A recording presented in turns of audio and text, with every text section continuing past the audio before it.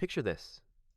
You're a Continental Army officer on a freezing January morning in 1781, watching your commander arrange his troops in the most insane formation you've ever seen. He's putting the least experienced soldiers in the front line, the ones most likely to run, the ones who always run. Behind them, he's placing your best riflemen. And behind them, the heavy cavalry is hidden in the woods, waiting. Your fellow officers think he's lost his mind.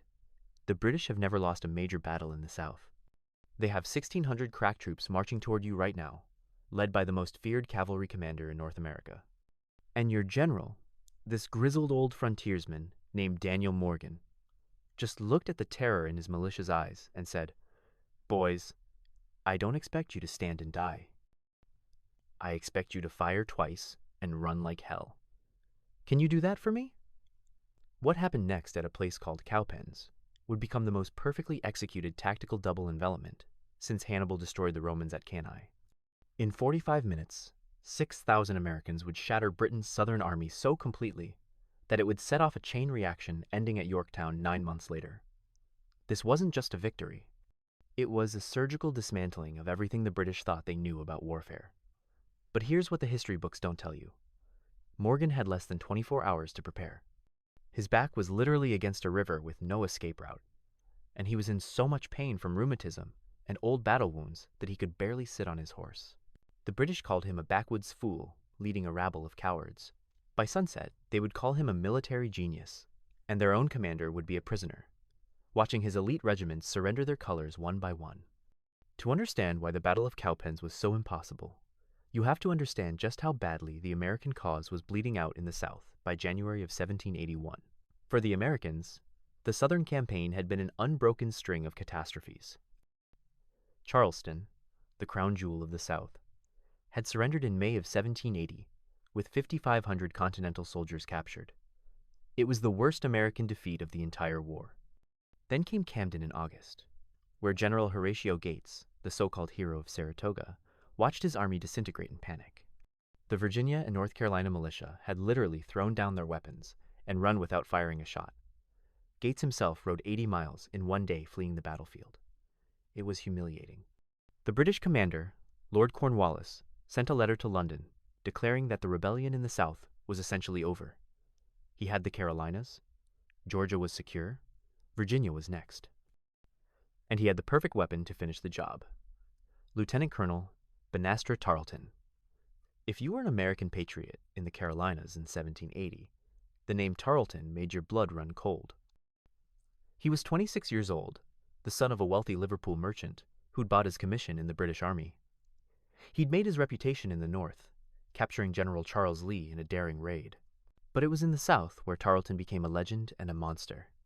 He commanded the British Legion, a mixed force of cavalry and infantry that wore distinctive green jackets. They moved fast, hit hard, and showed no mercy. At a place called Waxhaws in May of 1780, Tarleton had caught a Virginia regiment trying to surrender. According to American accounts, his men sabered and bayoneted the Virginians even after they'd laid down their arms. 113 Americans were killed. Another 150 wounded so badly they were left to die. Only 53 were taken prisoner uninjured. The Americans started calling it the Waxhaws Massacre. They created a new phrase, Tarleton's Quarter. It meant no quarter given, no mercy shown. From that day forward, fights involving the British Legion often ended with one side or the other wiped out. Surrender became a coin flip between mercy and murder. Tarleton himself was a contradiction. He was reckless and brilliant, vain and brave. He lost 2 fingers in a fight but kept charging. He wore a distinctive plumed helmet and rode a beautiful horse. He wrote poetry and drank heavily. His men adored him because he led from the front and shared their dangers. His enemies hated him because he never gave them a chance to breathe. By January of 1781, Tarleton had not lost a significant engagement in the South. Not one.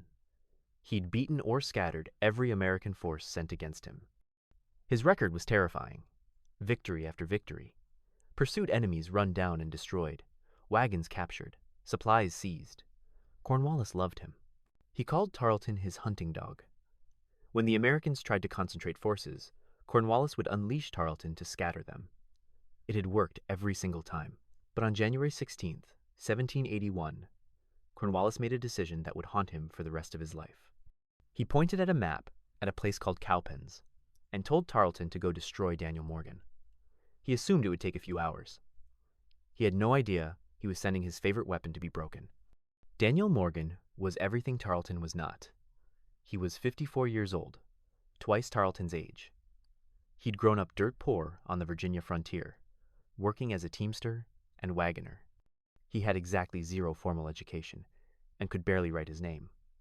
But he had something Tarleton lacked: 30 years of fighting experience and an intimate knowledge of what made American soldiers tick. Morgan's body was a roadmap of violence. He had scars from a British whipping, 500 lashes laid on his back in 1756 for punching an officer during the French and Indian War. The punishment should have killed him, but Morgan was too mean to die. He counted the lashes and told the drummer boy they still owed him one. He had scars from an Indian musket ball that had shattered his jaw and neck, leaving him in agony for the rest of his life. He had rheumatism so bad that some mornings he couldn't get out of bed without help. But when he could fight, Morgan was a tactician of pure genius. In the early days of the Revolution, Morgan had commanded a rifle company at the Siege of Boston, where his sharpshooters picked off British officers at ranges the redcoats thought impossible. He'd led his riflemen in Benedict Arnold's march to Quebec through the Maine wilderness, arriving half-starved but ready to fight. At Saratoga, in 1777, Morgan's riflemen had shattered 2 British attacks and helped force Burgoyne's surrender. He understood rifles. He understood frontiersmen. And most importantly, he understood militia. Most Continental officers despised the militia. They called them cowards and summer soldiers who would run at the first shot, and they were often right. Militia were part-time soldiers, farmers, and shopkeepers who signed up for a few months and then went home. They had minimal training and terrible discipline. When facing British regulars in open combat, they usually broke and ran. But Morgan didn't despise them. He understood them. Militia weren't cowards. They were rational. They knew they couldn't stand toe-to-toe with professional soldiers in a linear firefight. They knew if they stayed in line, they'd be bayoneted. So they ran to save their lives. Morgan's genius was accepting this reality and building a plan around it. He would give them permission to run, but only after they'd done their job. In December of 1780, General Nathaniel Greene took command of the shattered Southern Army. Greene was Washington's most trusted subordinate, a Rhode Island Quaker who'd taught himself military science from books. He looked at his starving, demoralized force and made a controversial decision. He split his army. He sent Morgan west, with about 600 Continentals and 400 militia, to threaten British outposts and recruit more men. It was a calculated risk. If Cornwallis caught and destroyed either half of Greene's divided army, the war in the South was over. But if both halves stayed mobile, they could exhaust the British, force them to chase shadows, and maybe, just maybe, wear them down. Morgan took his detachment into the South Carolina backcountry. He raided British supply lines, burned Loyalist farms, and recruited new militia. It was working. His force grew. And Cornwallis noticed. The British commander was furious. He couldn't let Morgan run wild in his rear. On January 1st, 1781, Cornwallis sent Tarleton after him with orders to destroy Morgan's force.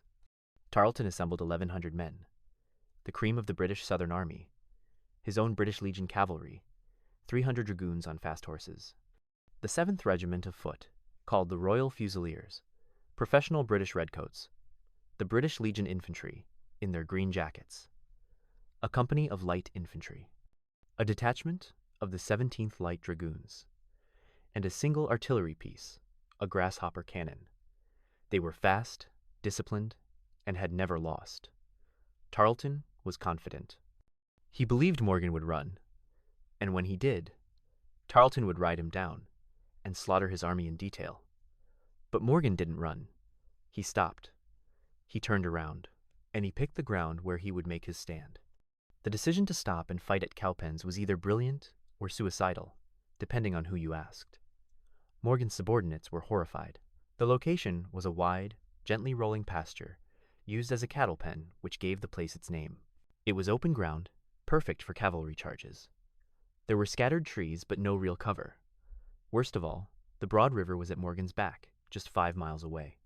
If the battle went badly, there was no retreat. The river would trap them. Every rule of military science said you never fight with a river at your back. Crossing that river under fire would mean drowning men and captured baggage. Morgan's officers begged him to withdraw further. Morgan refused. He explained his reasoning, and it was coldly brilliant. First, the river at his back meant his militia couldn't run too far. They were trapped, and they knew it. This would stiffen their resolve. Second, the open ground meant Tarleton couldn't surprise him. Morgan would see the British coming and have time to prepare his lines. Third, the gentle slope would give his riflemen perfect fields of fire. And fourth, Morgan knew Tarleton's personality. Tarleton was aggressive, impatient, and arrogant. If Morgan offered him a battle, Tarleton would take it immediately, without scouting or planning. He'd see militia in the front line and assume an easy victory. Morgan was offering Tarleton bait. The question was whether the trap would work before Tarleton's steel crushed them. On the night of January 16th, Morgan's force gathered at Cowpens. He had about 1,060 men total, but the composition was critical. His corps was 340 Continental regulars. These were professional soldiers, men who'd enlisted for 3 years or the duration of the war. They were tough, disciplined, and knew how to fight. Among them were Captain Robert Kirkwood's Delaware Continentals, some of the finest light infantry in the American Army. Then came about 450 backcountry militia from Virginia, North Carolina, and Georgia. These were riflemen, frontiersmen, who could shoot but had minimal military training. Some had fought before, many hadn't. And finally, Morgan had about 80 Virginia militiamen under Major Charles Triplett, plus a reserve of dragoons. Lieutenant Colonel William Washington's 80 Continental Cavalry and 45 mounted Georgia militia under Colonel James McCall. Washington, a distant cousin of George Washington, commanded cavalry that were tough but inexperienced compared to Tarleton's legion. Morgan's total force numbered about 1,060 men against Tarleton's 1,100. The numbers were close, but the British had better training, better discipline, and cavalry that had never been beaten. On paper, Tarleton should win. What happened next shows why some men become legends. Morgan spent the evening walking among his militia, not riding, walking. Despite the agony in his joints, he moved from campfire to campfire, talking to the men. He knew many of them by name. He called them boys and brothers. He sat down with them, joked with them, told them stories, and then he explained exactly what he wanted them to do. Morgan was brutally honest. He told them they were the first line. The British would come at them hard. He didn't expect them to stand and die like Continentals. He knew they couldn't, but he asked them for one thing: 2 volleys. He wanted them to fire twice at the British officers, and then retreat. Not run in panic, but withdraw in order back through the second line. He made it a game, a challenge. Can you boys fire twice before you leave? Can you hit their officers? Make them bleed before you go. The militiamen, expecting to be called cowards and ordered to stand and die, were shocked. Their general was giving them permission to retreat. He wasn't asking for the impossible. This they could do. Fire twice, kill some redcoats, and then get out. It made sense. It was achievable. Morale soared. One militiaman later wrote that the old wagoner treated us like men, not dogs. He trusted us to do our part, and we were damned if we'd let him down. Morgan also explained the plan to his riflemen and Continentals. He told them the militia would fire and fall back. The second line of riflemen would hit the British harder. Then they too would withdraw. And then the Continentals, the third line, would stand. That's where the killing would happen. The cavalry would wait hidden on the left, behind a hill, until the moment was right. Everything depended on timing and trust. If the militia ran too early, the British would break through. If the Continentals didn't hold, everyone would die. Morgan's plan was essentially this: bait Tarleton into a straightforward attack, bleed him with 2 spoiling lines, then hit him with a solid defense backed by hidden cavalry. It required perfect execution and more than a little luck. But it was the kind of plan that played to American strengths and British weaknesses. January 17th, 1781, dawned cold and clear. The temperature hovered around freezing. Frost covered the grass. The Americans formed up in 3 lines across the gently sloping pasture. The first line, about 150 yards forward of the main position, consisted of the North Carolina and Georgia riflemen. These were backwoods, sharpshooters, with long rifles, accurate to 300 yards. Morgan told them to target the officers, the men on horseback, anyone who looked important. Shoot and fall back. The second line, about 150 yards behind the first, was made up of the South Carolina and Virginia militia under Andrew Pickens. These men had muskets, less accurate than rifles but faster to reload. They would fire in volleys, organized fire that would tear into the British ranks. Morgan reminded Pickens's men, 2 volleys at 50 yards, aim low, then fall back to the left around the hill, where Washington's cavalry waited. The third line, the anchor, was 340 Continental Infantry under Lieutenant Colonel John Eager Howard. They stood on the military crest of a low hill, a position where they could see the enemy but weren't silhouetted against the sky. These men wore blue coats, carried bayonets, and knew how to fight in formation. They were the bedrock. Behind them, hidden in the trees, William Washington's cavalry waited. 80 dragoons on horseback, sabers sharpened, ready to charge when the signal came. Morgan himself took position near Howard's Continentals, where he could see the entire battlefield and adjust as needed. His horse stamped nervously. Morgan checked the positions one last time, satisfied that every man knew his role. Then, he waited for Tarleton. Banastre Tarleton's approach to Cowpens was everything Morgan had bet on. Fast, aggressive, and overconfident. Tarleton had marched through the night, pushing his men hard. They'd covered 12 miles in the dark, arriving exhausted and hungry just after dawn. A cautious commander would have rested his troops, sent scouts forward, and probed the American position. Tarleton didn't even consider it. His scouts reported the Americans drawn up in battle formation ahead. Tarleton smiled.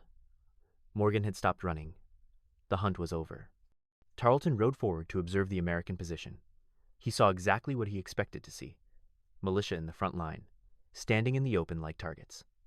Behind them, more militia.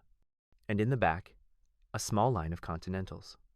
No fortifications, no obstacles, just men standing in a field. To Tarleton, this looked like Camden all over again. The militia would fire one panicked volley, then run. His cavalry would ride them down. The Continentals would surrender when they saw the slaughter. It would be over in 20 minutes. He never considered that it might be a trap. He never asked why Morgan had chosen this ground. He simply ordered the attack. Tarleton deployed his 1,100 men in a textbook British formation. In the center, he placed his infantry in a 2-deep line, the 7th Regiment and the British Legion Infantry. On the right wing, he positioned 50 dragoons of the 17th Light Dragoons. On the left, another 50 dragoons. And in reserve, behind the infantry, he held back the bulk of his British Legion cavalry, 200 mounted men who would exploit the breakthrough. The grasshopper cannon unlimbered in the center. It was a beautiful formation, the kind taught at military academies. Drums beat the advance. At 7 in the morning, on January 17th, 1781, Tarleton's line stepped off, 1,100 men moving forward in perfect order, their red and green coats bright against the frost. They expected to walk over the Americans. They had no idea they were about to walk into a meat grinder. The first shots of the Battle of Cowpens came from the American skirmishers at about 200 yards. The North Carolina and Georgia riflemen opened fire, targeting British officers. At that range, a good rifleman could hit a man-sized target reliably. The rifle's grooved barrel spun the ball, giving it accuracy a smooth-bore musket couldn't match. British officers started falling. A lieutenant of the 7th Regiment pitched from his saddle, shot through the chest. A sergeant clutched his stomach and went down. The British Legion's commander took a ball through his shoulder. The effect was immediate. The British advance faltered. Officers are the glue that holds formations together. When they fall, soldiers look around for orders and find chaos. But the British were professionals. NCOs stepped up. The line kept moving. The riflemen fired again, reloading as fast as they could. More British dropped. Then, according to plan, the skirmishers turned and ran back through the second line, Tarleton watched them go and felt vindicated. The militia were running already, just as he'd expected. He ordered the advance to continue. The British line closed to 100 yards from Pickens's militia. Tarleton could see the Americans clearly now. Farmers and backwoodsmen in hunting shirts, not uniforms. They looked terrified. Tarleton ordered the line to halt and fire. The British volleys crashed out, smoke erupting along the line. Musket balls tore through the air, but most went high. The British fired standing, and without training, most men flinch and pull the trigger upward. Shots that should have hit chests hit trees 50 yards behind the line. A few Americans fell, but most of Pickens' militia stood firm. They'd been waiting for this. Morgan had told them to let the British shoot first, then return fire. Now it was their turn. At 50 yards, Andrew Pickens gave the order to fire. 450 muskets erupted in a rolling volley. The effect on the British line was devastating. A musket at 50 yards will hit a man-sized target reliably, and 450 muskets firing into a tight formation can't miss. The 7th Regiment's front rank seemed to explode. Men dropped in clusters, screaming, clutching wounds. Sergeants shouted orders, but their voices were drowned in the chaos. The British line recoiled, officers struggling to restore order. Pickens's men reloaded, their hands moving mechanically. Ram the ball, prime the pan, pull the hammer. They drilled this 100 times. 15 seconds, 20 at most. They fired again. Another rolling volley tore into the British center. More men fell. The British advance had stopped completely. The redcoats milled in confusion, sergeants screaming at them to close ranks and keep moving. And then, exactly as Morgan had planned, Pickens's militia turned and jogged back to the left, moving around the hill toward where Washington's cavalry waited. To Tarleton, watching from his position, it looked like the militia had broken. They were running. Victory was seconds away. He ordered the British Legion Infantry and the 7th Regiment to charge. Fix bayonets and charge. The redcoats, relieved to be moving instead of standing in the killing zone, surged forward with a roar. They ran across the open ground, closing the distance to Howard's Continental line. They expected to find more militia, more men who would run. What they found instead was a solid blue wall of Continental infantry standing in perfect formation, muskets leveled, waiting. The Continentals under John Eager Howard were everything the British thought Americans couldn't be: disciplined, steady, professional. These men had been soldiers for years. They'd fought at Camden and lived to learn from it. They'd drilled under Baron von Steuben's European system. They knew how to stand in line and trade volleys with regulars. And they were angry. They'd watched friends die in defeats across the South. This time, they weren't running. Howard ordered them to hold fire until the enemy was close. 30 yards. 20. The British came on in a ragged rush, still trying to reform their lines after the militia volleys. At 15 yards, Howard gave the command. Fire! 340 muskets fired as one. The British charge disintegrated. Men fell in windrows, cut down by the massed fire. The redcoats tried to return fire, but their ranks were shattered. Officers screamed orders. The British started to reform, to bring their superior discipline to bear.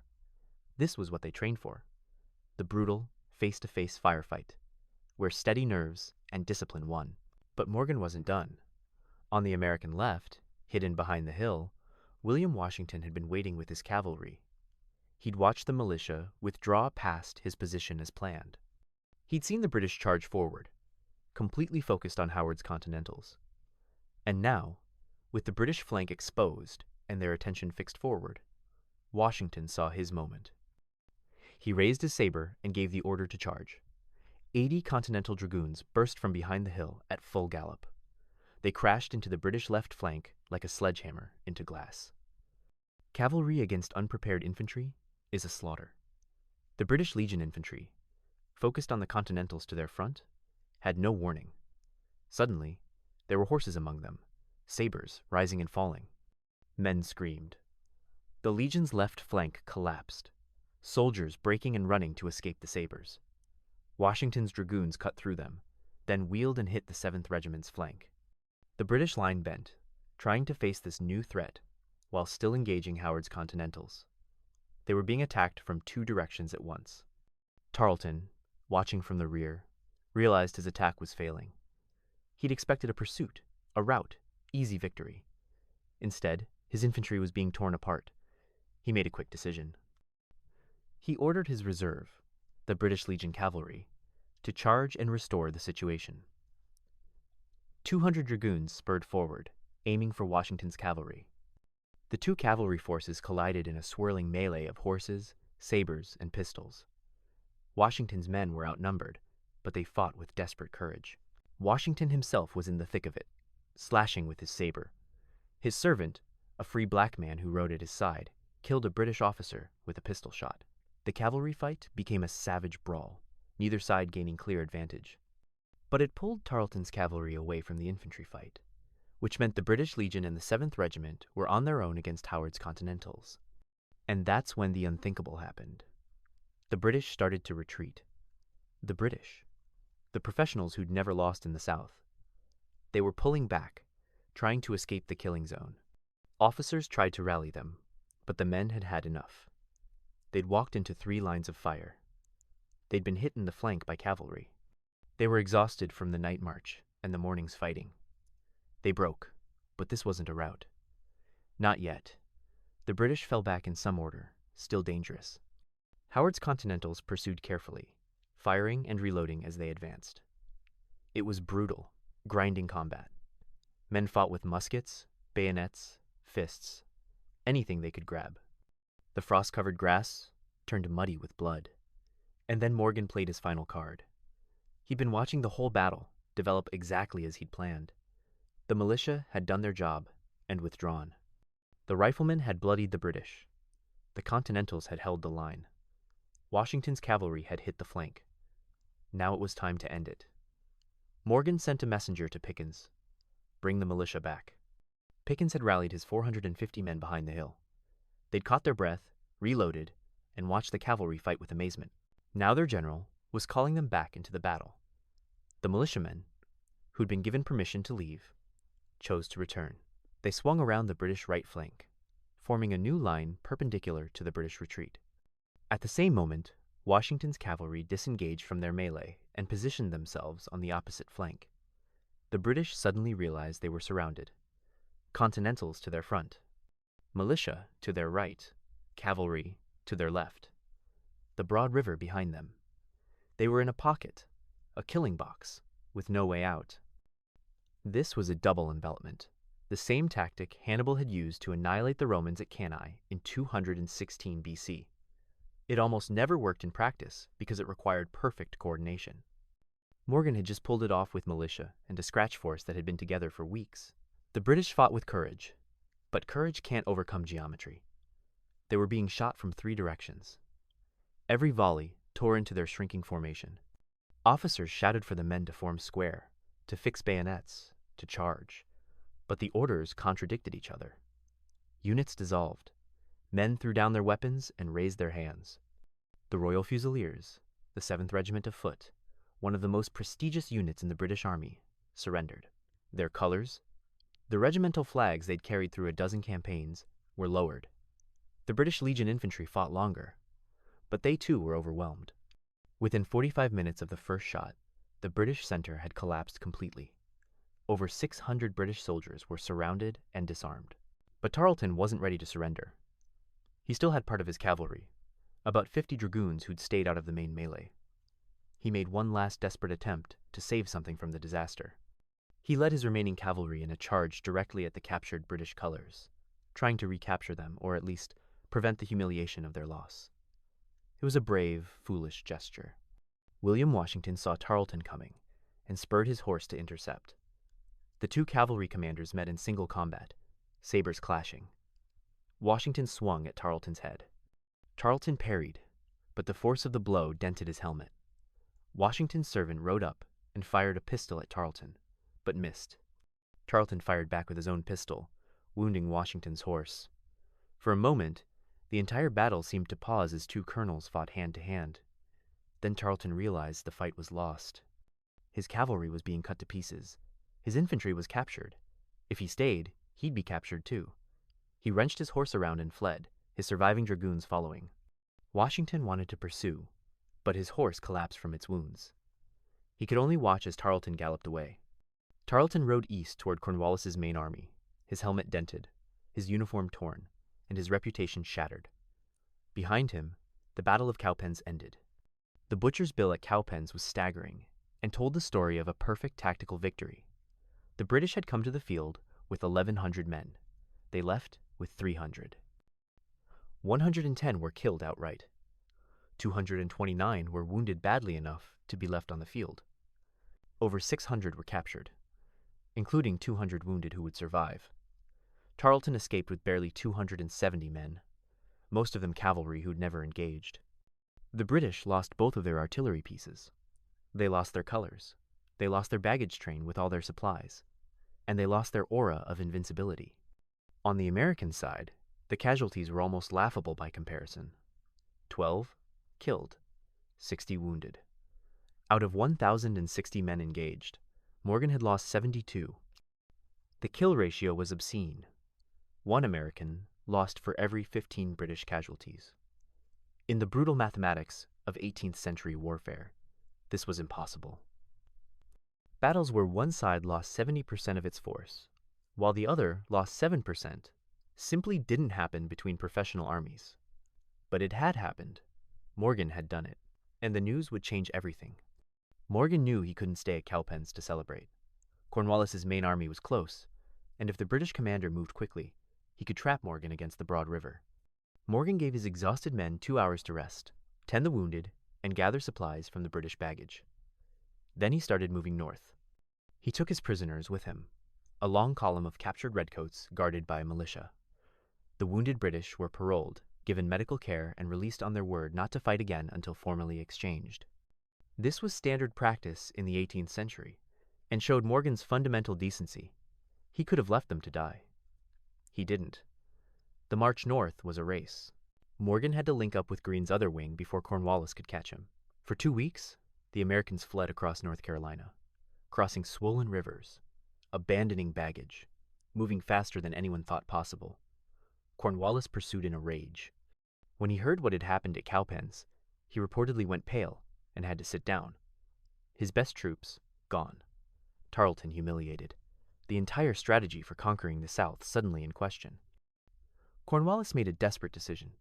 He burned his own baggage train to lighten his army and move faster. He was determined to catch Morgan and Greene and destroy them both. It became known as the Race to the Dan, one of the most dramatic pursuits of the war.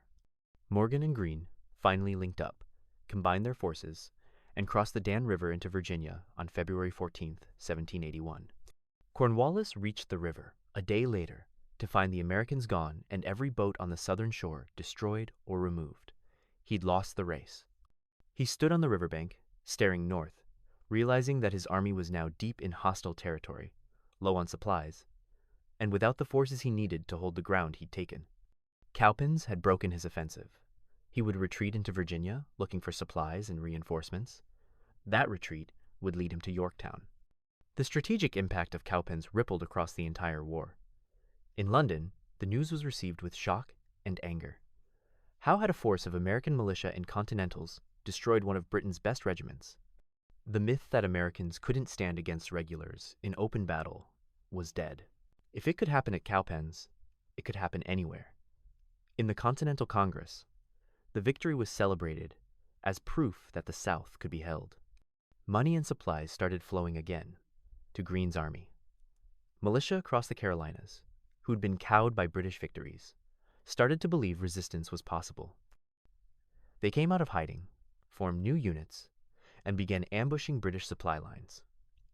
Cowpens started a guerrilla war that would bleed the British occupation forces for months. For Cornwallis, Cowpens was the beginning of the end. He would fight one more major battle at Guilford Courthouse in March, and technically win, but lose so many men that he'd retreat to the coast. He'd march into Virginia, confident he could win a decisive victory there. Instead, he'd be trapped at Yorktown by Washington and Rochambeau, besieged and forced to surrender his entire army on October 19, 1781. The war would effectively end at Yorktown. But Yorktown was only possible because Cowpens had shattered the British Southern Army 9 months earlier. Daniel Morgan left the army shortly after Cowpens. His health was failing, his body finally giving out after decades of abuse. He could barely walk without assistance. But he left as a hero, one of the finest tactical commanders America had produced. Congress awarded him a gold medal, one of only 11 awarded during the entire Revolution. He retired to his farm in Virginia, where he became a gentleman farmer and local politician. He never fought again, but his legend grew. Military historians studied Cowpens for generations, trying to understand how he'd done it. The double envelopment, the use of militia as a spoiling force, the hidden cavalry, the way he'd turned his army's weaknesses into strengths. It was taught at West Point as an example of perfect tactical execution. During World War II, General George Patton kept a copy of the Cowpens battle plan in his headquarters. Morgan died in 1802 at age 66, his body finally succumbing to the wounds and illnesses he'd accumulated. He was buried in Virginia, and his grave became a pilgrimage site for soldiers who wanted to understand what leadership really meant. Banastre Tarleton survived Cowpens in the war. He returned to England in 1781, where he was simultaneously celebrated as a hero and criticized for his defeat. He wrote a memoir defending his actions and blaming his loss on bad luck and inferior troops. He never admitted that Morgan had simply outgeneraled him. Tarleton went on to a political career, serving in Parliament for 21 years. He became a general and was eventually made a baronet. He lived until 1833, dying at age 78. But for all his later success, his reputation was forever tied to Cowpens, where a backwoods American wagoner had handed him the only significant defeat of his southern campaign. The British Legion was rebuilt after Cowpens, but it never regained its edge. The men knew they'd been beaten, and that knowledge ate at their confidence. The battlefield at Cowpens today is a national park, preserved and interpreted for visitors. If you walk the ground, you can trace Morgan's 3 lines across the rolling pasture. You can stand where Howard's Continentals held the main line. You can imagine Washington's cavalry thundering from behind the hill. The Park Service has placed markers showing where units fought and fell. It's a quiet place now, peaceful, the violence long faded into memory. But if you close your eyes and listen, you can almost hear it, the crack of rifles at 200 yards. The thunder of massed volleys at 50 paces, the screams of horses and men, the clash of sabers, the shouts of officers trying to hold formations together. And above it all, the voice of an old wagoner telling his boys, "Just give me 2 volleys. That's all I ask. 2 volleys, and you can leave. Can you do that for me?" They did it, and in doing it, they changed history. The Battle of Cowpens reminds us that wars are won not just by resources or numbers, but by understanding human nature. Morgan understood that you can't make militia fight like regulars, so he didn't try. He used them exactly as they were, asked them to do what they could do, and built a plan around their capabilities. He understood that British officers were trained to be aggressive, so he gave Tarleton a target he couldn't resist. He understood terrain, timing, and the psychology of combat. And he understood that sometimes the most important thing a leader can do is simply trust his men. When those militia came back from behind the hill to hit the British flank, they weren't following orders. They were following their hearts. Morgan had treated them with respect, and they refused to let him down. That kind of loyalty can't be bought or commanded. It has to be earned. Morgan earned it by walking among them the night before, by sharing their dangers, by asking instead of demanding. In the grand sweep of the American Revolution, Cowpens was one battle among hundreds. It didn't capture a major city. It didn't involve tens of thousands of men. The casualty numbers, while lopsided, were modest compared to European battles of the era. But its impact was profound. It proved that American forces, properly led and properly deployed, could not just survive against British regulars, but destroy them. It gave hope to a cause that had been bleeding out in the South. It shattered British confidence and started the chain of events that would end at Yorktown. And it gave America one of its clearest examples of tactical genius, a battle so perfectly executed that it's still studied today as a model of what's possible when skill, courage and leadership combine. Daniel Morgan took 6,000 Americans, half of them militia that everyone said would run, put his back against a river, and baited the best cavalry commander in the British Army into a trap. And when the smoke cleared, Britain's southern army was broken. That's not luck. That's not accident. That's genius, pure and hard and cold. That's an old wagoner who couldn't write his own name, showing the world that intellect matters more than education, that understanding people matters more than understanding theory, and that sometimes the perfect battle plan is the one that accepts reality instead of fighting it. Cowpens was 45 minutes that changed the course of the war. 45 minutes where everything that could go right did go right. 45 minutes where Americans showed they could not just fight, but win, decisively and completely. And it all started because Morgan looked at his militia the night before and said, "I trust you."